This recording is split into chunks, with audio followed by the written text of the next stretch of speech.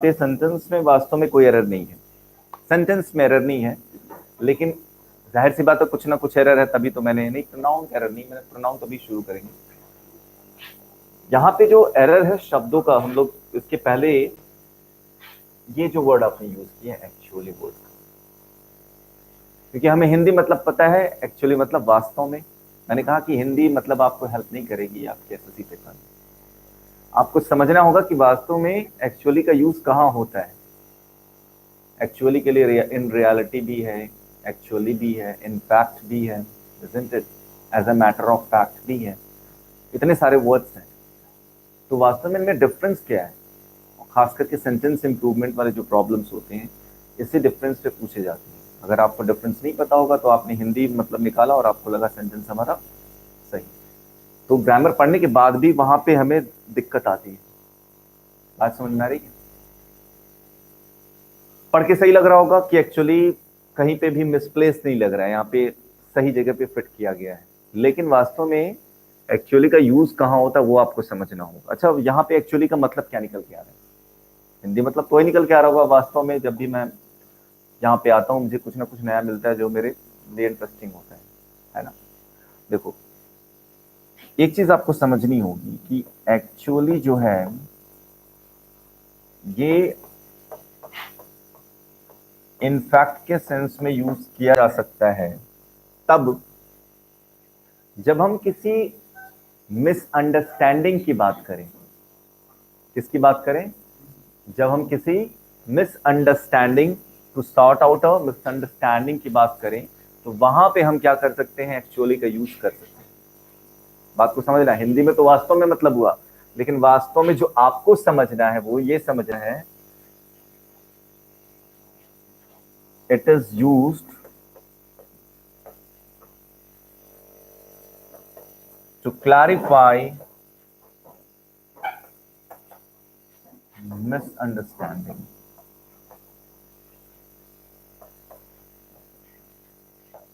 मतलब क्या हुआ कि एक्चुअली का प्रयोग तब किया जा सकता है जब हम किसी भी मिसअंडरस्टैंडिंग को क्या कर रहे हैं? क्लैरिफाई कर रहे हैं। तो वहां पे अगर वास्तव में वहां पे सेंस आएगा तो हम एक्चुअली का प्रयोग वहां पे कर सकते हैं।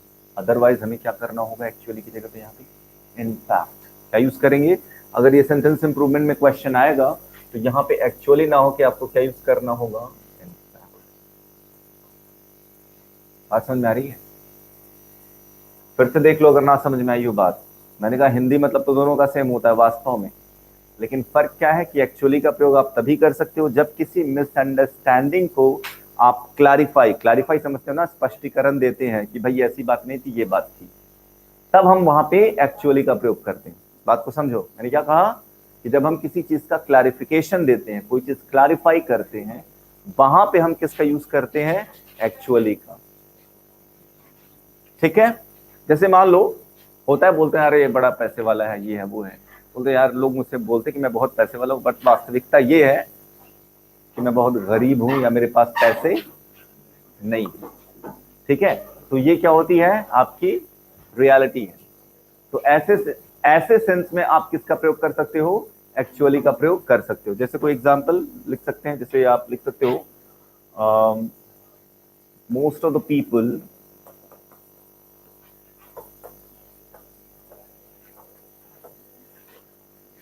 से that I have lots of money.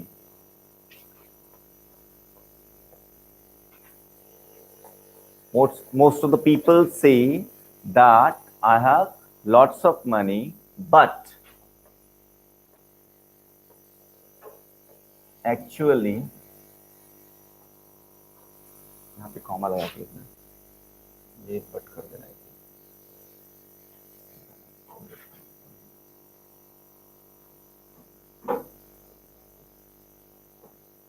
ठीक है? But actually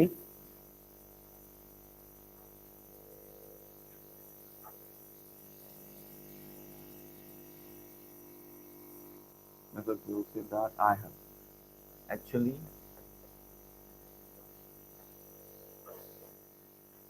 I M poor.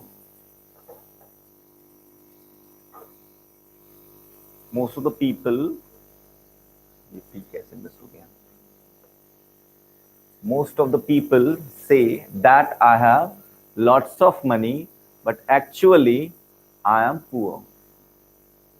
अब यहां पे क्या है, आप क्या कर रहे हो, एक मिसअंडरस्टैंडिंग जो है उसको क्लैरिफाई कर रहे हो, उसका क्लैरिफिकेशन दे रहे हो। देखो इसलिए दोनों कॉन्टेक्स्ट मैंने मेंशन किया कि कब इनफैक्ट लगेगा और कब एक्चुअली लगेगा, हिंदी मतलब दोनों का वास्तव में। तो यहाँ पे आपने साफ साफ क्लैरिफिकेशन दिया कि नहीं यार ऐसी बात नहीं है, मैं इतना अमीर नहीं हूँ जैसा लोग सोचते हैं, मैं तो बहुत ही गरीब इंसान हूँ, है ना। तो यहाँ पे एक तरीके का मिसअंडरस्टैंडिंग जो आपके बीच थी उसको आप फिर ऐसे मान लो, किसी को आप काफी समय से इंतजार करा रहे हो तो उसको मिसअंडरस्टैंडिंग हो सकती है, ये उसने मुझे इंतजार करवाया, तो आपने बोला actually I got stuck in the jam. तो ये मिसअंडरस्टैंडिंग को क्लैरिफाई कर रहे हो, तो आप बोल सकते हो sorry for you kept waiting, I got stuck in, actually I got stuck in the jam, वास्तव में मैं जैम में फंस गया था, ठीक है, इसलिए आपको इंतजार करना पड़ा। बात समझ में आ गई। यहाँ पे हम एक्चुअली का यूज करते हैं। तो अब बात होती कि इनफैक्ट कहाँ यूज होगा फिर। एक्चुअली तो समझ में आ गया कि जब हम कभी भी मिसअंडरस्टैंडिंग कोई हो उसको क्लैरिफाई करें, उसका क्लैरिफिकेशन देना हो, तो हम किसका यूज करते हैं, एक्चुअली का। अब इनफैक्ट कहाँ यूज होगा, इनफैक्ट का जो यूज होता है, हाँ कोई चीज समझ में नहीं आ रही है, it is use to clarify misunderstanding. लिखा है most of the people say that I have lots of money. ज्यादातर लोग कहते हैं कि मेरे पास बहुत ज्यादा पैसा है, but actually I M poor, लेकिन वास्तव में मैं गरीब हूं। ठीक है, ये मतलब हुआ सेंटेंस का, यहां पे भी वही मतलब वास्तव में, लेकिन यहाँ पे आपका एक्चुअली का पुट करना सही है, क्योंकि यहाँ पे एक आप मिसअंडरस्टैंडिंग को क्लैरिफाई कर रहे हो। अब मैं बात कर रहा था इनफैक्ट कि इनफैक्ट का प्रयोग कहाँ करेंगे। इनफैक्ट हमेशा तब यूज किया जाता है जब किसी प्रीवियस स्टेटमेंट को रेफर करना हो। अब देखो यहाँ पे क्या है, इनफैक्ट क्यों यूज किया गया, I don't get bored by this city. जब भी आप आते हो तो आपको कुछ ना कुछ नया मिलता है, तो आप प्रीवियस घटनाओं से रिलेट कर रहे हो या नहीं, कि जब भी मैं यहाँ पे आता हूँ या हर बार जब मैं विजिट करता हूँ तो मुझे कुछ ना कुछ नया मिलता है। तो इनफैक्ट का यूज कब होता है, जब हम किसी चीज को प्रीवियसली कोई चीज मेंशनड है, पहले कोई चीज मेंशनड है, उससे कोई चीज हम रिलेट करें, तो वहां किसका प्रयोग करते हैं, इनफैक्ट का। तो अगर आपको लिखना है इनफैक्ट के बारे में तो आप बोल सकते हो यहाँ पे, it refers to something, it refers to something, जगह नहीं है तो मैं यहां लिख दे रहा हूं, that has been previously mention. क्या लिखेंगे, it refers to something that has been, यहां लिख दो, कलर चेंज है तो, that has been previously mention. क्या मतलब हुआ, आप चाहे तो अपने समझने के लिए हिंदी में भी लिख सकते हैं, ठीक है, कि एक ऐसी चीज को रेफर, इनफैक्ट ऐसी चीज को रेफर करता है जिसका कहीं ना कहीं जिक्र पहले हुआ हो और उससे आप रिलेट करने की कोशिश करते हैं। तो ये डिफरेंस था, ठीक है। तो टाइम टू टाइम मैंने आप लोगों को बोला है कि कभी ना कभी जैसे ही कभी मौका मिलता है तो आपको कुछ ऐसी भी चीजें बताते रहूंगा ग्रामर के अलावा, जो जिसके बेस्ड आपके एग्जाम्स में क्वेश्चंस आते रहते हैं, जैसे इनफैक्ट एंड एक्चुअली।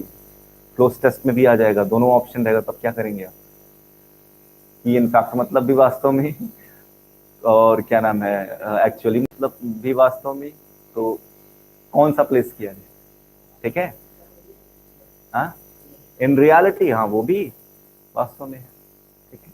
तो बेसिकली एक्चुअली एंड इनफैक्ट पे हमें क्लोज टेस्ट वाले प्रॉब्लम्स आते हैं।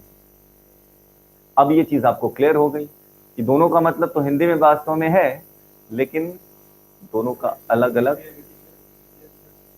हाँ वहां पे in reality as a matter of fact भी यूज कर सकते हैं। एक्चुअली थोड़ा सा प्रिसाइज है, मैंने कहा ना, ये पर्टिकुलरली इसी सिचुएशन पे जब हम कोई क्लैरिफिकेशन देते हैं तभी हम वहां पे एक्चुअली का यूज करते हैं। बहुत लोग एक्चुअली हर जगह लगाना शुरू कर देते हैं, जैसे एक्चुअली आई एम वर्किंग। अब यहाँ पे एक्चुअली आई एम वर्किंग का कोई मतलब नहीं, at present I am working as a teacher, अब ऐसे भी मान लो मिस्टेक आ जाए, actually I am working as a teacher, तो ग्रामेटिकली देखा जाए सेंटेंस गलत प्रेजेंट होना चाहिए था। तो ये चीज समझना होगा आपको कि at present I am working as a teacher. बात समझ में आ गई? तो सेंस क्या है, ये मैंने बहुत रखता है इंग्लिश में कि अगर आप कोई काम कर रहा है बंदा या कुछ भी कर रहा है तो एट प्रेजेंट की बात हो रही है, वहां पे एक्चुअली का कोई सेंस नहीं बनता है, बट लोग एक्चुअली का प्रयोग वहां पे कर देते हैं, खास करके स्पोकन में सुना होगा आपने। एक्चुअली ऐसे लोग बोलते हैं, ठीक है। तो वो कहीं ना कहीं हमारे दिमाग में भी वो चीज घर कर जाती है और ऐसी चीजें रहती, तो हमें लगता है ये सही होगा, कोई इसमें गलती नहीं होगी। ठीक है, आगे मूव करें हम लोग, प्रोनाउन वाले पार्ट पे आते हैं। ठीक है, तो प्रोनाउन पे आप सभी को टेबल मैंने बनवा दिया था पर्सनल प्रोनाउन का। आज हम लोग बात करेंगे कि उस पे जो बेस्ड रूल्स हैं, सिंपल टू डिफिकल्ट लेवल पे चलेंगे। तो जो पहला रूल है सिंपल वाला ही है, जो सभी को पता है।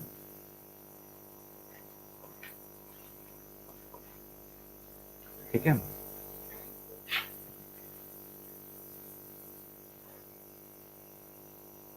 देखो पहला रूल क्या है कि जो सब्जेक्ट होगा आपका वो हमेशा किस केस में यूज होगा, सब्जेक्टिव केस में, या नॉमिनेटिव भी उसको बोला जाता है। तो क्या लिखेंगे, द सब्जेक्ट, या ऐसे लिखना, सॉरी,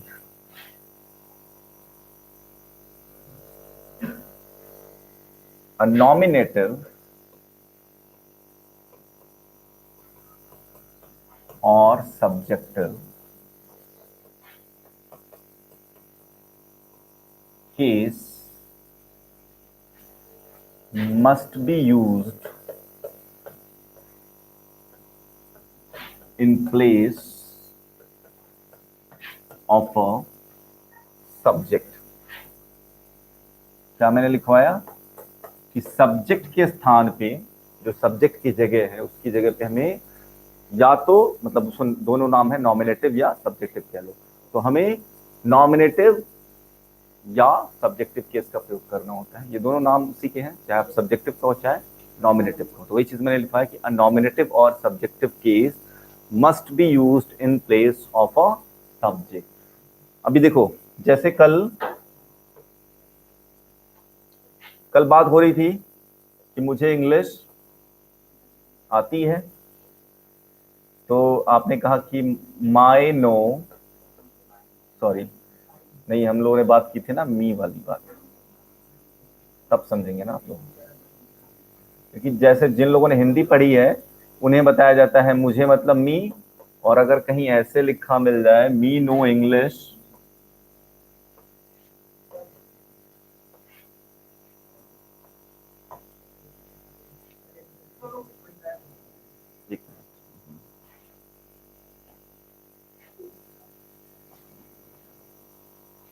अगर आपने लिख दिया मी नो इंग्लिश गुड, मुझे इंग्लिश अच्छी तरीके से आती है,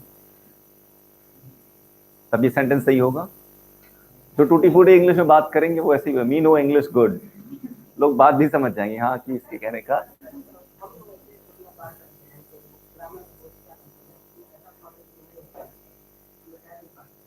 नहीं वो क्या है, देखो स्लैंग से एक अलग चीज होती है, कहने का मतलब है ऐसा नहीं कि ग्रामर, वो एक थोड़ी सी फॉर्मल इंग्लिश इनफॉर्मल इंग्लिश दोनों का एक अलग दायरा है। अब जैसे हम लोग भी हिंदी में अगर बात करते हैं तो क्या बोलते हैं, आप बोलते हैं कृपया आप यहाँ बैठिए, बैठ जा भाई, दोनों में फर्क है कि नहीं। अब जब फॉर्मल राइटिंग करेंगे तो बैठ जाए तो नहीं, मैंने तेरे को फोन किया था, लेकिन मैंने आपको फोन किया था, या थोड़ा और भी शुद्ध हिंदी का इस्तेमाल करते हैं लोग, तो ये फर्क है। ऐसे इंग्लिश में भी है, तो ऐसा नहीं कि वो ग्रामर नहीं यूज करते, वो इनफॉर्मल स्टाइल ऑफ स्पीकिंग होती है। अगर उस हिसाब से देखा जाए तो हम लोग भी हिंदी में उस तरीके का ग्रामर नहीं यूज करते हैं, स्टैंडर्ड हिंदी। हम लोग भी क्या, वही जो आम बोलचाल की भाषा जो यूज होती है वही यूज करते हैं हम लोग। ठीक है, चलो तो ये देखते हैं, अगर ऐसे आपने लिख दिया तो क्या मतलब हुआ, फिर ये चीज आपकी रॉन्ग है, खतरे वाले निशान लगा दिया, है ना। वास्तव में क्या है, देखो दो चीजें हैं, ये चीज तो मैं आपको जब एडवर्ब पढ़ाऊंगा तो वहां पे भी समझाऊंगा। तो पहली बात तो रूल के हिसाब से क्या है कि जब सब्जेक्ट की बात हो रही है, किसकी बात हो रही है, एक सब्जेक्ट की बात हो रही है, तो उसकी जगह पे कौन सा केस यूज करना होगा, हमें एक सब्जेक्टिव केस यूज करना होगा, चाहे हिंदी में उसका मतलब कुछ भी निकल के आ रहा हो। हिंदी से हमें इंग्लिश नहीं पढ़नी है, जो इंग्लिश का रूल है वो हमें लेके चलना है। तो यहाँ पे सब्जेक्टिव केस के जगह पे हमें क्या रखना होगा, आई। नो तो अपनी जगह पे सही है, तो I know good English, I know English well. इसलिए मैंने थोड़ा सा इसको मॉडिफाई करा है ताकि आप कुछ और भी चीजें सीखें। तो ऐसे नहीं बोला कि आई नो गुड इंग्लिश या आई नो इंग्लिश गुड, वो कहना भी गलत है। इसका एक्सप्लेनेशन मैं आपको दूंगा एडवर्ब में। वो दिक्कत क्या है कि वर्ब को क्वालिफाई करने का काम एडवर्ब का होता है, इसलिए हमें एडवर्ब यूज करना होगा, हम एडजेक्टिव का प्रयोग नहीं कर सकते। अभी इतने के लिए यही जान लो कि जो दिक्कत है वो क्या है, एडवर्ब एंड एडजेक्टिव का है। जब आपको एडवर्ब एंड एडजेक्टिव पढ़ाऊंगा तो वहां बताऊंगा कि क्यों वेल यूज करना सही है, गुड का यूज करना गलत है। तो क्या हो गया, आई नो इंग्लिश वेल कहना सही होगा। बात समझ आ गई? पहला रूल नंबर क्लियर है सबको? आगे मूव करें हम लोग पर। ऐसे ही जैसे एक और एग्जांपल कर दिया था मैंने, अगर आपको याद हो कि मुझे चोट लग गई, आपने क्या यूज किया, मी गॉट हर्ट।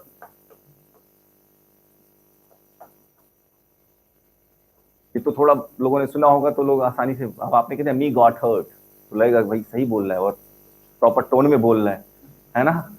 लेकिन ऐसा नहीं है, इसमें भी वही प्रॉब्लम। क्या प्रॉब्लम है, मी ना होके आपको क्या यूज करना है, आपको आई यूज करना है कि मुझे चोट लग गई, तो आई गॉट हर्ट। ठीक है, इस तरीके से तो आप यूज करेंगे आई गॉट हर्ट।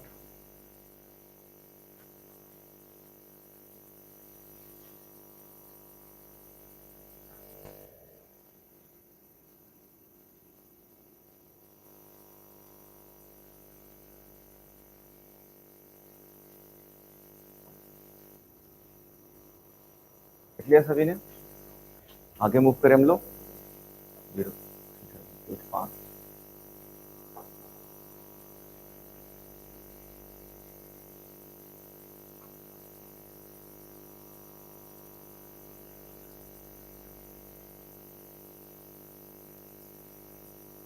चले आगे मूव करें हम लोग। चलो अब रूल नंबर 2 की तरफ मूव करते हैं।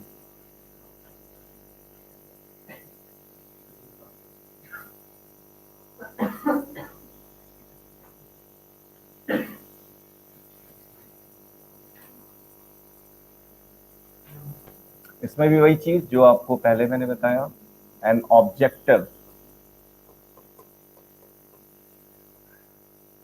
Case must be used, an objective case must be used in place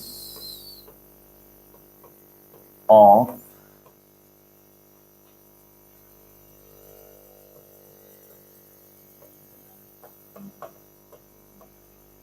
an objective case must be used in place of an object। मतलब एक ऑब्जेक्ट की जगह आपको कौन सा केस यूज करना होगा, ऑब्जेक्टिव केस। कौन सा केस, ऑब्जेक्टिव, या इसको एक और नाम से हम जानते हैं एक्यूजेटिव भी बोला जाता है। आप लिखना चाहें तो लिख सकते हैं, एक्यूजेटिव हो सकता है कुछ बुक में ऐसे भी हो। खैर ऑब्जेक्टिव बड़ा कॉमन वर्ड है, हमें आपके ग्रामर में ये नहीं पूछा जाएगा कि कौन सा केस में है, हमें अप्लाइड इंग्लिश की नॉलेज होनी चाहिए। तो ऑब्जेक्टिव को हम एक्यूजेटिव के नाम से भी जानते हैं। चलो इस पे भी प्रॉब्लम देखते हैं फिर।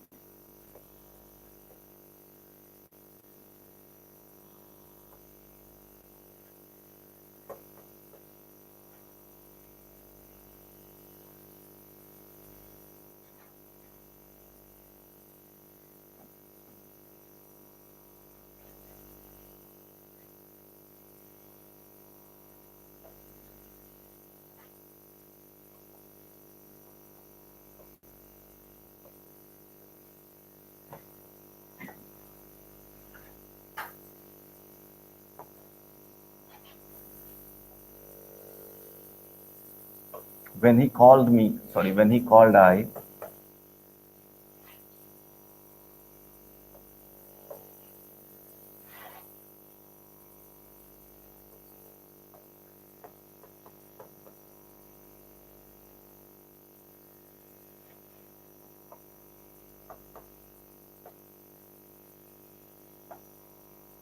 पहला लिखा I don't know his well. यहां पे क्या है, किस केस की बात हो रही है, ऑब्जेक्टिव केस की बात हो रही है, तो जाहिर सी बात है यहां पे हिज का प्रयोग क्या है आपका, गलत है। आपको क्या यूज करना होगा, I don't know him well. ये सब्जेक्ट, आई सब्जेक्ट हुआ, ये डोंट नो आपका वर्ब, और इसके बाद हिम आपका ऑब्जेक्ट। तो ऑब्जेक्ट की जगह पे हमें ऑब्जेक्टिव केस यूज करना हो, I don't know him well. अब दूसरा सेंटेंस लिखा मैंने, when he called I was walking on the road. ये कर दे। हाँ देखो अभी, हाँ एक तो पहली बात आपने ऑब्जेक्ट का यूज ही नहीं किया है। अगर आपने बाय द वे इसको ऑब्जेक्ट समझ लिया, कई बार कुछ लोगों को लगेगा when he called I was walking on the road, सही लग रहा है क्या खराब ही, लेकिन अगर आप उसको सही से समझेंगे तो पता लगेगा कि इसका ऑब्जेक्ट क्या है, मिसिंग है। अगर आपने आई को ऑब्जेक्ट मान लिया तो भी गलत, क्योंकि तो या दो काम है, या तो इसको रहने दो, यहां पे हमें क्या करना होगा, एक ऑब्जेक्टिव केस को प्लेस करना होगा। When he called me I was walking on the road. बात समझ में आ गई? तो ये सेंटेंस गलत होगा, इसके नीचे आप सही वाला लिख लेना, क्या हो जाएगा, when he called me I was walking on the road.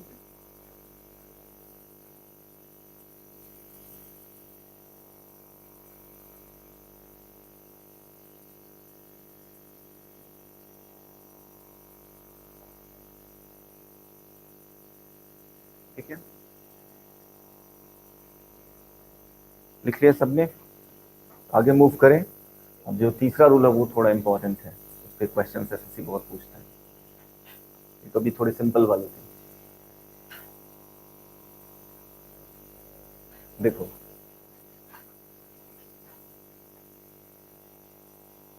Rule number 3,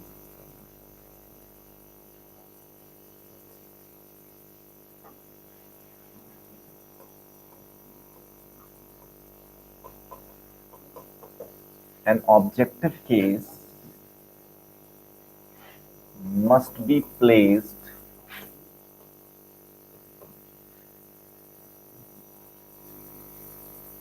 an objective case must be placed in place, yeah,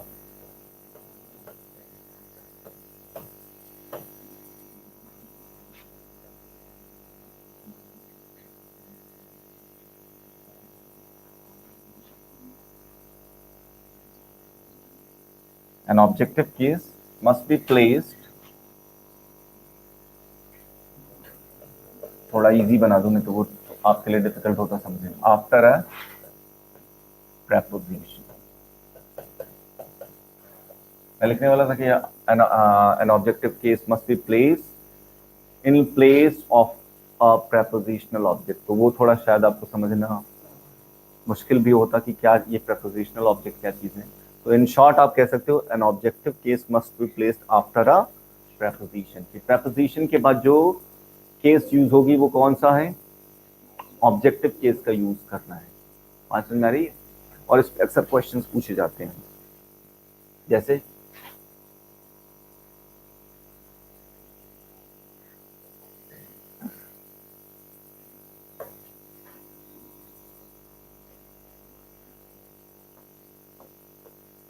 there is no conflict.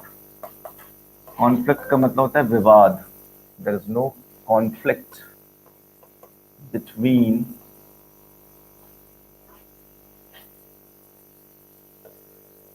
She and him. ये सेंटेंस लिखा मैंने, there is no conflict between she and him. Conflict का मतलब विवाद, की उनके बीच में कोई विवाद नहीं, मतलब दोनों की, एक बॉय की बात हो रही है, एक गर्ल की बात हो रही है, उन दोनों के बीच में कोई ऐसा कॉन्फ्लिक्ट, कोई विवाद नहीं। Very good. अभी क्या मैंने लिखवाया कि अगर प्रपोजिशन मेंशन्ड है, बिटवीन क्या है, ये तो पहचानना पड़ेगा, है ना। बिटवीन क्या है, एक प्रपोजिशन है, तो प्रपोजिशन के बाद केस कौन सा यूज होना चाहिए, ऑब्जेक्टिव केस, बट आपने यहाँ पे कौन सा केस यूज किया है, सब्जेक्टिव। तो जाहिर सी बात है यहाँ पे क्या यूज करना चाहिए था आपको, हाँ। और यहाँ पे तो सही है हिम, इसमें कोई एरर नहीं है। तो ऐसे भी क्वेश्चन दे दिए जाते हैं और आपको पढ़ के पता नहीं लग पाता। अब देखो जैसे इसी सेंटेंस को पढ़ो तो बहुत लोगों को पता नहीं लग पाएगा कि क्या एरर है जब तक आपको रूल ना पता हो। तो यहाँ पे शी की जगह क्या करना होगा आपको, हर का यूज करना है, ठीक है। There is no conflict between her and him.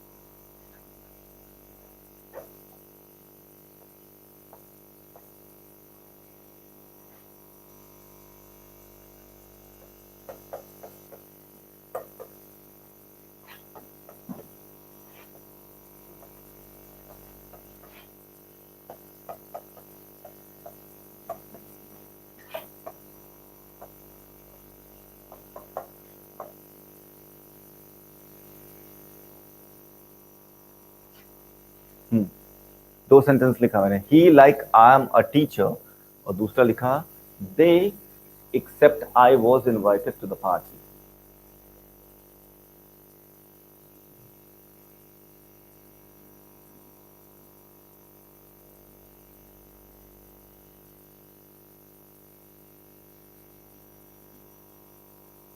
समझ में आ रहा है, गेस करो क्या गलती हो सकती है, कहां पे एरर है, या एरर है भी या नहीं, ऐसा भी तो हो सकता है।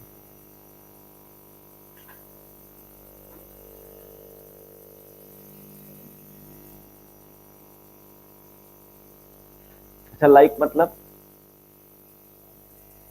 पसंद करना, और भी कुछ होता है, सिमिलैरिटी भी तो होती है, तो दोनों मतलब है।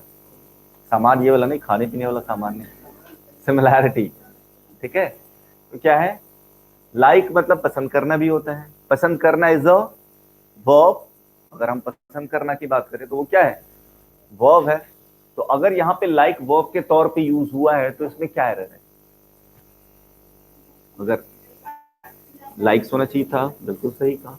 अगर मान लो आपकी बात मान लेते हैं कि लाइक अगर वर्ब के तौर पे यूज हुआ होता तो हमें करना होता ही लाइक्स, और लाइक्स आ गया तो उसका ऑब्जेक्ट भी आना चाहिए था, तो आई ना हो के मी करना चाहिए था, तो ही लाइक्स मी, फिर एम प्रॉब्लम क्रिएट कर रहा है, मी एज अ टीचर, चलो he is like me a teacher. चलो और सोचो और क्या हो सकता है। किसी ने भी आंसर दिया था, आपने दिया था ना, व्हाट्स नेम, रोशनी। क्या बोला आपने, ठीक है। चलो एक सॉल्यूशन तो ये हो सकता है जो रोशनी ने बोला, कि अगर आपने लाइक्स को क्या वर्ब मान लिया तो ही लाइक्स करना पड़ेगा, लाइक्स के बाद फिर ऑब्जेक्टिव केस यूज करना पड़ेगा, फिर आपको यूज करना होगा एज अ टीचर। लेकिन अगर मान लो अगर सेंटेंस इंप्रूवमेंट में प्रॉब्लम आ रही है, क्योंकि यहाँ पे तो पूरा ऑलमोस्ट आपने पूरा मतलब ही चेंज कर दिया, एक पॉसिबिलिटी है कि ये हो सकती है।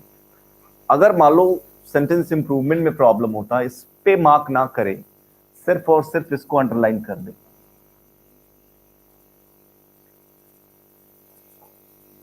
इन दो को अंडरलाइन कर दे, तब क्या करेंगे फिर आप। एक पॉसिबल सॉल्यूशन ये हो सकता है कि he likes me as a teacher, कि वो मुझे एक टीचर की तरह पसंद करता है। व्हाट अबाउट दिस, अब इट मींस कि यहाँ पे कोई एरर नहीं है, अगर इस चीज को अंडरलाइन किया गया, इट मींस वाले पार्ट में कोई एरर नहीं। अब देखो एक आपने बताया लाइक मतलब पसंद करना, और एक होता है लाइक मतलब समान, सिमिलैरिटी की जब बात हो, तो जब सिमिलैरिटी की बात होती है तो वो एज अ प्रेपोजिशन के तौर पे यूज होता है, वर्ब के तौर पे नहीं यूज होता है। तो यहाँ पे ये जो लाइक आपने यूज किया है, इनफैक्ट आपने प्रेपोजिशन के तौर पे यूज किया है, और रूल के अकॉर्डिंग प्रेपोजिशन के बाद ऑब्जेक्टिव केस आना चाहिए। तो अगर हम लोग इसको सॉल्व करने की कोशिश करें तो ये हम लिख सकते हैं ही लाइक मी, नहीं अब एज अ टीचर क्यों लगाएंगे फिर, अब यहाँ पे लाइक्स वाली बात नहीं हो रही ना, पसंद करने की बात नहीं हो रही, यहाँ तो ही लाइक मी। अब जाहिर सी बात है जब मी आ गया तो एम का कोई यहाँ पे काम बनता है। एक बात बताओ, सब्जेक्ट ही है, इसका वर्ब कहाँ है, कहीं वर्ब दिख रहा है आपको, नहीं दिख रहा है। इट मींस वास्तव में आपको जो थोड़ा सा आपको ट्रैप किया गया है, ये ही को एम के साथ कनेक्ट किया गया है। क्या किया गया है कि ये चीज ऐसे होनी चाहिए थी कि ही के साथ एम के साथ कनेक्ट किया गया, इसलिए किया गया ताकि आप इसको लेके कंफ्यूज हो और बार बार आपका दिमाग सिर्फ इसी पे चले, आई am a teacher, I am a teacher, इससे ज्यादा आप ना सोच पाओ। बात को समझो, ये प्रॉब्लम इसलिए क्रिएट किया गया है कि आप ही का वर्ब ना ढूंढ पाए। अगर ही है तो उसका वर्ब होना चाहिए, क्योंकि लाइक तो आपने प्रेपोजिशन यूज कर लिया है, इस वाले में आपने वर्ब के तौर पे यूज किया, ये तो एक सॉल्यूशन हो गया। लेकिन मैंने कहा अगर आपको सेंटेंस इंप्रूवमेंट में सिर्फ इसको अंडरलाइन करके दे दिया जाए तब आप क्या करोगे, फिर आपके पास और कोई ऑप्शन नहीं होगा, जो भी चेंजेस करने होंगे इसी में चेंज करना होगा। तो वही चीज है, ये आपको बस ट्रैप करने के लिए दिया गया है। अब आपको कंफर्म हो गया कि ही लाइक है, प्रेपोजिशन है तो लाइक के बाद केस ऑब्जेक्टिव, और मी आ गया तो इस एम का भी कोई मतलब नहीं बनता। तो अभी थोड़ी देर पहले जो आपने एम लिखा था, वास्तव में किसके लिए लिखा था आपने, ही के लिए, तो ही के लिए तो एम यूज होगा नहीं, ही के लिए क्या यूज होगा, इज अ टीचर। क्या मतलब हुआ इसका, अब देखो इसमें रिदम का होना बहुत जरूरी है। He like me is a teacher, बात समझ में नहीं, फिर से देखो, he like me is a teacher.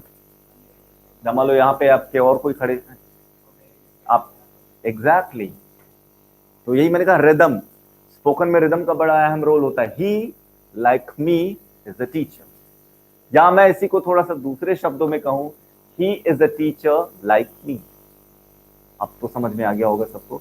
तो ये लाइक मी को जस्ट बीच में प्लेस कर दिया गया आपको कंफ्यूज करने के लिए, और प्रॉब्लम्स ऐसे ही बनाए जाते हैं कि आपकी वास्तव में बेसिक अंडरस्टैंडिंग क्लियर है या नहीं। इस सेंटेंस का मतलब यही हुआ कि he is a teacher like me, simple. क्या मतलब हुआ इसका, he is a teacher like me. लेकिन हम ऐसे भी बोल सकते हैं, he like me is a teacher, क्या यूज कर सकते। और पंक्चुएशन वाले एरर्स आपके एग्जाम से नहीं पूछे जाते। हो सकता है आपने सोचा सर यहाँ पे तो होना चाहिए था कॉमा, तो साफ साफ इंस्ट्रक्शन में लिखा होता है कि अगर कोई पंक्चुएशन का एरर है तो आप उसको इग्नोर करेंगे, उसको एरर काउंट नहीं करेंगे। जब आप कभी भी कॉमन एरर्स वाले प्रॉब्लम्स होंगे, उसके इंस्ट्रक्शन को पढ़ेंगे तो उसमें साफ साफ लिखा होता है कि पंक्चुएशन के एरर को काउंट नहीं करना है। बात समझ में आ गई, तो सॉल्यूशन समझ में आ गया। ये लाइक वास्तव में किस तौर पे यूज हुआ है, प्रेपोजिशन के तौर पे, और इसका वर्ब इधर है, ही इज अ टीचर, और ये like me, he is a teacher like me, या he like me is a teacher. Rhythm समझो, he like me is a teacher. बात समझ में आ गई। चलो अब इस प्रॉब्लम को देखते हैं। They except I was invited to the party. अच्छा एक और चीज है, जगह नहीं भरना, मैं लिखता ऊपर ये लिख लिया, इसको मिटा दो। पहले एक चीज समझ लो तभी आपको आगे की चीज समझ में आएगी। बहुत लोगों को इसमें भी कंफ्यूजन होता है।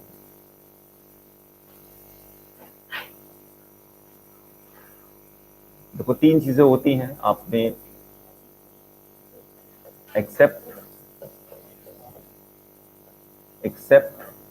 और एक expect. We call them homophones, क्योंकि इनके साउंड क्या है, सिमिलर है। सिमिलर साउंड्स को हम क्या बोलते हैं, होमोफोन्स। ठीक है। एक्सेप्ट जो आप लोग फेसबुक पे करते हो, रिक्वेस्ट आती है, आप क्या करते हैं, एक्सेप्ट करते हैं या डिक्लाइन। अच्छा उसका मान लो अपोजिट पूछ दे तो याद आएगा, एक एक्सेप्ट लिखा होता है उसके बगल में डिक्लाइन का भी ऑप्शन आता है। ठीक है, तो या तो आप एक्सेप्ट करते हो या डिक्लाइन करते हो। इसका प्रोनाउंसिएशन क्या है, एक्सेप्ट, ए का साउंड आ रहा है। हाँ, स्वीकार करना। आप इनविटेशन भी एक्सेप्ट करते हो, आप अपने फॉल्स को भी एक्सेप्ट करते हो, है ना। ये चीज क्या है, एक्सेप्ट है, ध्यान देना है। एक्सेप्ट अगर हिंदी में मैं लिखूं तो कुछ इस तरीके से लिखा जाता है, पता नहीं मात्रा लगाएंगे या नहीं, वो खुद देख लेना। और शायद हाँ, और इस तरीके से अगर, तो ये वाला साउंड आएगा एक्सेप्ट, और ये एक्सेप्ट। बात समझ में आ रही? साउंड में भी फर्क है, इनके प्रोनाउंसिएशन में भी। और ये तो अलग है ही। ये क्या है? एक्सपेक्ट है। क्या ये? एक्सपेक्ट। हाँ, इसका मतलब होता है उम्मीद करना, आशा करना। ठीक है, तो आशा एंड उम्मीद के लिए हम क्या यूज करते हैं? एक्सपेक्ट। और ये इसका मतलब होता है सिवाय। क्या मतलब होता है? के बदले, सिवाय। ठीक है, जैसे मान लो आपको बोलना है कि everybody was present in the party except me, मेरे अलावा सभी लोग पार्टी में प्रेजेंट थे। ये मतलब हुआ, क्या हुआ? कि मेरे अलावा सभी लोग पार्टी में प्रेजेंट थे, तो हम बोलते हैं एक्सेप्ट मी। एंड ये चीज क्या है? एक्सेप्ट है। बात समझ में आ गई? तो उच्चारण में भी फर्क है, स्पेलिंग में तो फर्क है ही। तो अब आते हैं जरा इस पे। तो ये किस तौर पे यूज होता है? प्रेपोजिशन के तौर पे यूज होता है। किस तौर पे? एक्सेप्ट किस तौर पे यूज होता है? प्रेपोजिशन के तौर पे यूज होता है। तो अभी रूल बताया कि अगर प्रेपोजिशन के तौर पे यूज होगा तो उसके बाद कौन सा केस? पॉसेसिव। पॉसेसिव, हाँ। ऑब्जेक्टिव, बिल्कुल सही। कौन सा केस यूज होना है?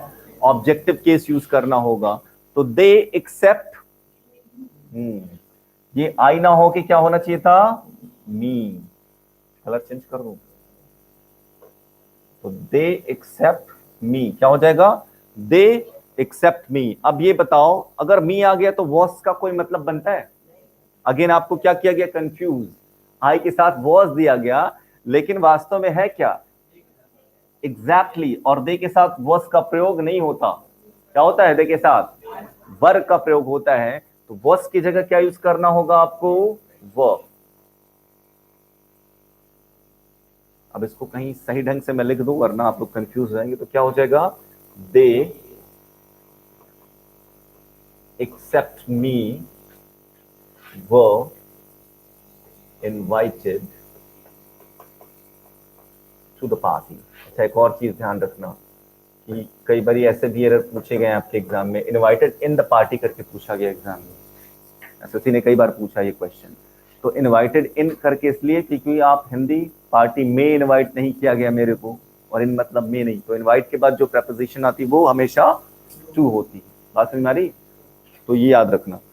तो दे एक्सेप्ट मी, इसका मतलब वही, they except me were invited to the party, या they were invited to the party except मी।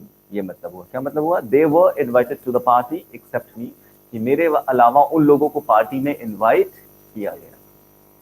बात समझ में आ गई? तो ऐसे आपके खतरनाक वाले प्रॉब्लम्स आते हैं एग्जाम्स में और आप कंफ्यूज हो जाते हैं। लेकिन अगर आपका कॉन्सेप्ट क्लियर है, प्रैक्टिस की है आपने, तो आप आसानी से उसको जज कर सकते हैं कि कहाँ पे मिस्टेक है और क्या पॉसिबल सोल्यूशन होना चाहिए। ठीक है, आगे मूव करें फिर हम लोग।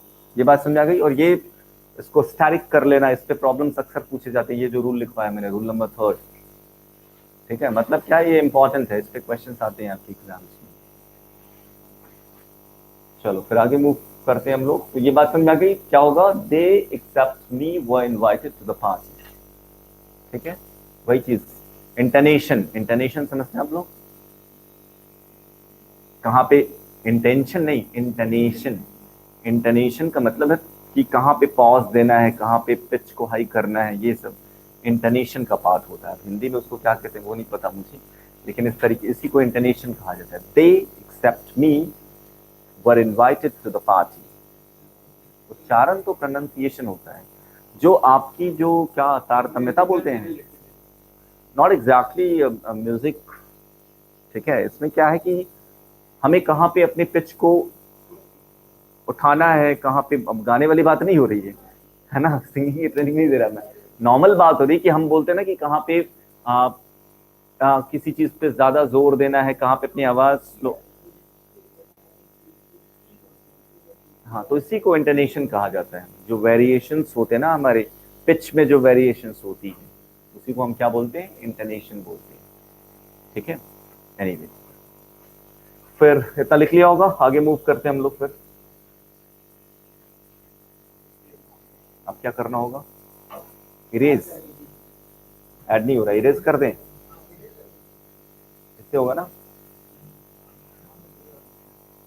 क्या हुआ? तो नोट कर लिया ना हमने। क्लियर, मतलब सब जितने भी स्लाइड्स थे वो तो नहीं हो गए ना? ठीक ठीक, चलो फिर हम लोग आगे मूव करते हैं। रूल नंबर कितने हो गए? 3 हो गए ना? 3 हो, हाँ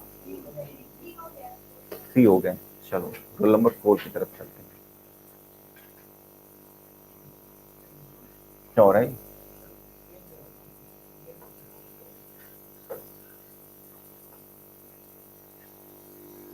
चलो रूल नंबर 4 की तरफ चलते हैं। अब ये बड़ा इंपॉर्टेंट है, इस पे भी कई सारे एक ही रूल में कई सारे कॉन्सेप्ट्स हैं, ध्यान रखना। इसमें क्या है, ध्यान से समझना, इस पे भी क्वेश्चंस आते हैं आपके एग्जाम्स में। अ कंपैरिजन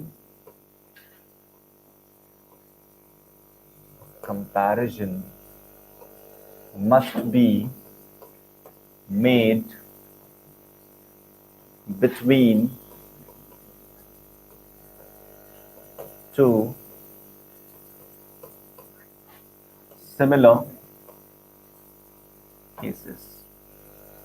क्या लिखा है मैंने कि जो तुलना होनी चाहिए वो दो समान केस के बीच में होनी चाहिए। Comparison must be made between two similar cases. जो तुलना हम करेंगे वो दो समान केसेस के बीच में होने चाहिए। दो समान केसेस का मतलब क्या है? इन शॉर्ट आप ऐसे लिख सकते हो कि जब भी कंपैरिजन होगा तो सब्जेक्टिव के साथ।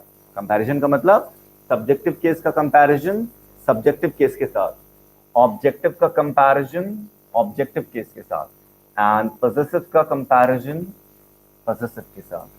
बात समझ में आ रही है? फिर से मैं बता दूं, सब्जेक्ट का सब्जेक्ट के साथ, ऑब्जेक्ट का ऑब्जेक्ट के साथ, एंड पॉसेसिव का पॉसेसिव के साथ। और इस पे भी क्वेश्चन आते हैं। ये तो हो गई रूल की बात। अब प्रॉब्लम्स देखते हैं हम लोग। देख लो कुछ नहीं।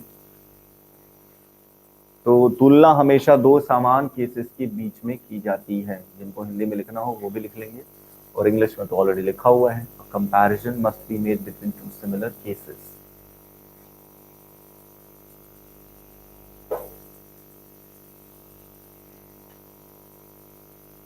ठीक है, डन। सबसे एक बहुत ही common question, he is better than me. पहला ही क्वेश्चन लिखा मैंने, he is better than me. सही है? He is better than him कर दें।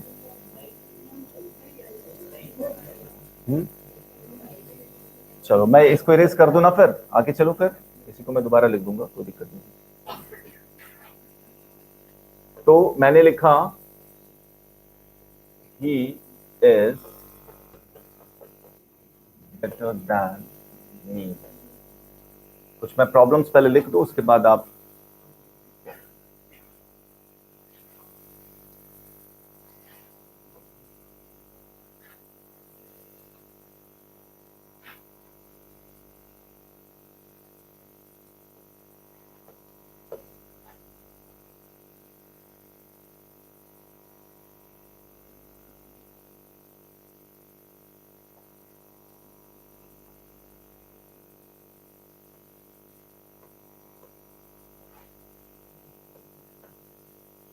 Veena is as beautiful as her।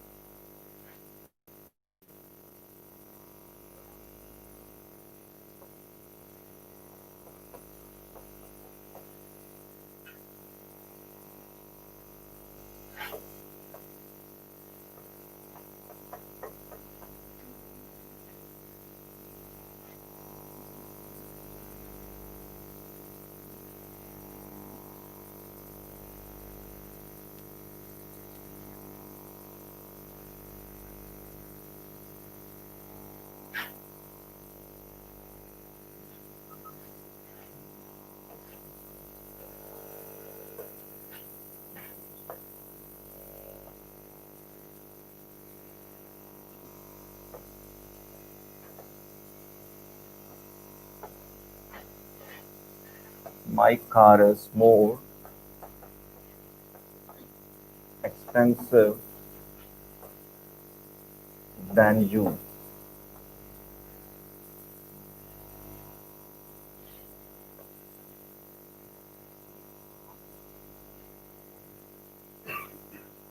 My performance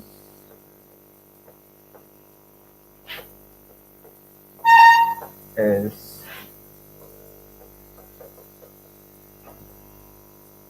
better than him.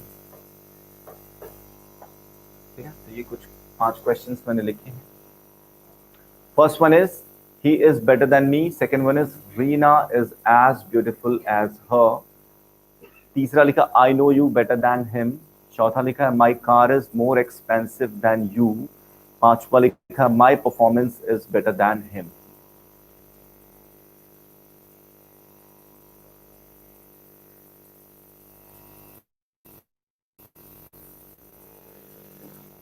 अभी और भी एग्जाम्पल्स लिखने हैं, स्पेस नहीं है, पहले इनकी चर्चा कर रही थी. बिल्कुल.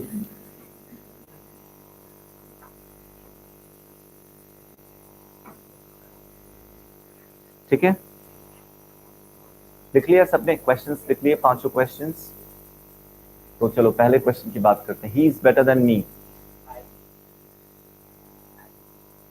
देखो अभी कुछ थोड़ी देर पहले हम लोग बात कर रहे थे ना कि अंग्रेज जो होते हैं, कुछ लोग बोल रहे थे वो ग्रामर रूल फॉलो नहीं करते, है ना.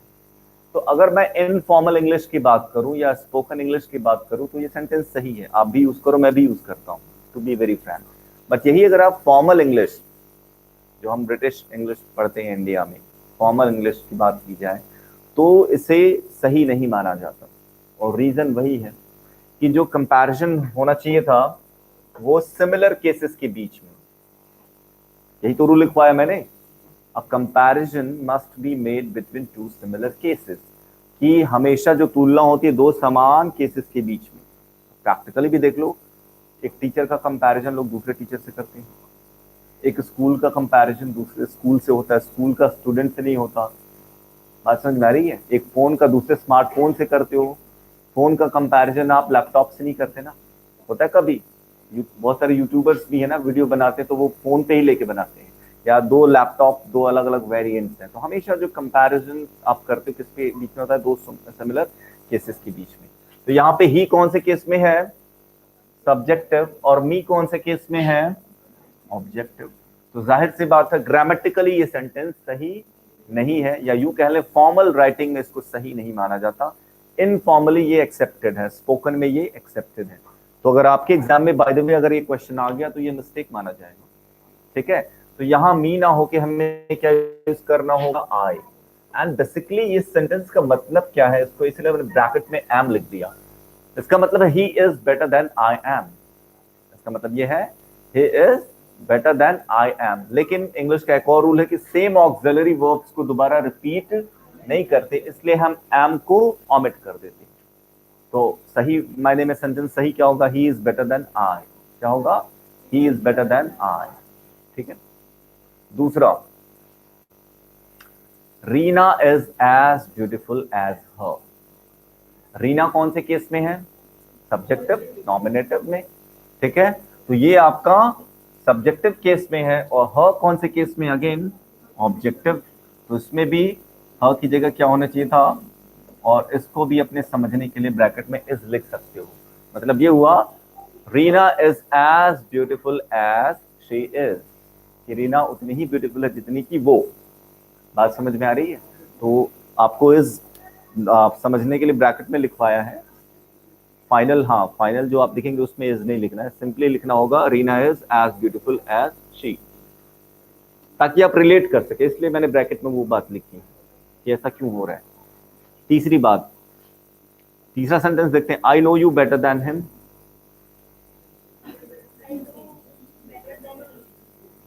I know you better than he. Don't be the master of lines. पहले ही बताया था ना कि आपको लकीर के फकीर नहीं बनना है. आपने देखा चाहे हर जगह ऑब्जेक्टिव को सब्जेक्टिव में चेंज किया जा रहा है. पहले सेंटेंस का मतलब तो समझो कि वास्तव में तुलना इसमें किसके बीच में की जा रही है, क्या आई का कंपैरिजन आप हिम से कर रहे हो? अगर मैं इसी सेंटेंस को दो तरीके से लिखूं तो ये क्या हो जाएगा, आई नो यू एक सेंटेंस, और दूसरा लिख दिया मैंने आई नो हिम। अब इनमें आपने अगर मैथ्स पढ़ा होगा आपने, एक को आप बेहतर बता दे रहे हो। यही दो सेंटेंस है ना, अगर जगह हो तो मैं लिख देता। हाँ लिखूं, ये दो मिटा देता हूं, यहीं पे लिख देता हूं ताकि आपको वो चीज क्लियर हो जाए। ठीक है, वास्तव में इस सेंटेंस को अगर आप ब्रेक करो तो क्या होगा, इसका मतलब ये ना कि आई नो यू है, एक सेंटेंस क्या है, आई नो यू है, और दूसरा सेंटेंस आपका है आई नो हिम। मतलब आई जो है दोनों को जानता है, आई जो है दोनों को जानता है। फर्क यही है कि इसको थोड़ा और अच्छे तरीके से जानता है, थोड़ी सी मैथमेटिकली अगर हम लोग देखें तो हम ऐसे कह सकते हैं, यही चीज तो है। तो कंपैरिजन किसके बीच में हो रहा है, यू और हिम के बीच में हो रहा है ना। किसके बीच में हो रहा है, यू एंड हिम के बीच में हो रहा है। यू कौन से केस में है, सब्जेक्ट वर्ब ऑब्जेक्ट, तो कौन से केस में, ऑब्जेक्टिव केस में है। इधर भी देखो सब्जेक्ट वर्ब ऑब्जेक्ट कौन से केस में है, ऑब्जेक्टिव केस में है। तो दोनों किस किस क्या किस केस का कंपैरिजन किया गया है, ऑब्जेक्टिव केस का कंपैरिजन किया गया। It means there is no error, मतलब ये वाला हमारा सेंटेंस जो है वो सही है। ठीक है, बात समझ में आ गई। तो आपने कहा कि I know you better than him. अब इसी को दोनों को अब साथ में लिखेंगे तो जाहिर सी बात है हमें बेहतर बताना होगा कि I know you better than him. Fine, चलो नेक्स्ट पे चलते हैं, चौथे पे। My car is more expensive than you. अच्छी बात है आपने कार से कंपैरिजन की है। अगर आपने बोला होता my dog is better then you, फिर क्या होता, हाँ एक जड़ देता कम से कम, है ना, कि मेरी तुलना डॉग से की जा रही, कुत्ते से की जा रही है। हाँ, अगर किसी ने कह दिया my dog is better then you, वो बेशक से कुछ और कहना चाहता था कि मेरा डॉग आपके डॉग से बेहतर है, लेकिन नॉर्मली लोग ऐसे बोल देते हैं कि my dog is better then you, है ना। तो तुलना दो सिमिलर केसेस में होनी चाहिए, ऐसे ही दो समान, मतलब व्यक्ति का तुलना व्यक्ति से होना चाहिए। यहाँ पे भी वही बात है, कार का कंपैरिजन किससे होगा, कार से होगा, ना कि उस व्यक्ति से। आपने क्या कह दिया कि मेरी कार आपसे अच्छी है, मतलब उस व्यक्ति से अच्छा बता रहे हो, और हमें करना क्या था, ये बोलना है कि भाई मेरी कार आपके कार से बेहतर है। तो इसको भी अगर हम थोड़ा सा तोड़ के समझे तो ये जो यू लिखा है वास्तव में क्या है, यही इसकी जगह पे होना चाहिए था योर कार। क्या होना चाहिए था कि my car is more expensive than your car. लेकिन एक और चीज बताई मैंने आपको कि सेम नाउन का रिपीटिशन भी नहीं होना चाहिए। सबसे पहली बात वही मैंने बताई थी आपको कि प्रोनाउन का काम क्या होता है, it avoids the repetition of a noun, कि वो नाउन के रिपीटिशन को रोकने का काम करता है। तो अब हमें कुछ ऐसा जुगाड़ करना होगा जहां पे कार ना आए। ये भी लिखवाया है, योर प्लस नाउन क्या होता है, लिखवाया था, ये लिखवाया था, टेबल है ना। तो योर के बगल में क्या लिखा हुआ है, नहीं लिखवाया था, हो सकता है बिल्कुल। तो वास्तव में योर प्लस नाउन का मतलब होता है योर्स। मतलब ये हुआ कि योर और उसके साथ अगर नाउन इंक्लूडेड है तो उसकी जगह पे हम क्या लिख सकते हैं, डायरेक्टली योर्स लिख सकते हैं। तो वैसे ही योर कार ना लिख के हम क्या लिखेंगे, योर्स लिख देंगे, हमारा प्रॉब्लम सॉल्व। अब हमने नाउन को रिपीट भी नहीं किया, यहाँ पे कार को रिपीट भी नहीं किया, तो सेंटेंस सही क्या होगा, my car is more expensive than yours. सिर्फ योर होता तो गलत हो जाता। फर्क समझ में आ रहा है, योर एंड योर्स में दोनों का मतलब हिंदी में तुम्हारा, बट यहां तुम्हारे में डिफरेंस दिख रहा होगा आपको। तो क्या हो जाएगा, my car is more expensive than yours. किसी को कोई प्रॉब्लम हो इसमें तो फिर से पूछे, अगर ये नहीं समझ में आएगी बात तो दिक्कत होगी। Does anybody have any problem, किसी को कोई दिक्कत कोई परेशानी, अब इसमें बता दो। सेम कॉन्सेप्ट यहाँ पे भी है। माई परफॉर्मेंस कौन सा केस है, ऑब्जेक्टिव है। अरे ये अभी इसके पहले कौन सा केस था, ये आपने पॉसेसिव का ही तो कंपैरिजन किया था। यहाँ पे पॉसेसिव था और यहाँ पे आपने या तो इसको सब्जेक्टिव मान लो या ऑब्जेक्टिव, क्योंकि यू का सब्जेक्टिव भी सेम या ऑब्जेक्टिव भी सेम, इसीलिए तो गलत हो गया था कि पॉजेसिव का कंपैरिजन किससे होना चाहिए था, पॉजेसिव से होना चाहिए था, और यहां पे आपने फाइनल सॉल्यूशन योर्स लिखा, इट मींस वो पॉजेसिव के साथ। अब इधर आ जाओ, माय परफॉर्मेंस कौन से केस में है, पॉजेसिव में है, और हिम कौन से में केस में है, ऑब्जेक्टिव में है। तो क्या ये कंपैरिजन सही है, नहीं है। यहां पे भी हमें क्या चाहिए, तो हाँ क्या हो जाएगा, हिज, हिम की जगह क्या हो जाएगा, हिज हो जाएगा, क्योंकि इसका जो पॉजेसिव फॉर्म होता है हिज। सभी लोग प्रेजेंट थे ना लास्ट क्लास में, अगर वो टेबल नहीं होगा तो बात समझ में नहीं आएगी, तो वो लिख लेंगे जिनका मिस होगा। ही का पॉजेसिव केस क्या होता है, हिज। ठीक है, तो यहाँ पे ये फाइनल आपका सोल्यूशन है। आई होप ये बात समझ में आ गई होगी, और आगे और भी हम इस पे भी कुछ और प्रॉब्लम्स करेंगे।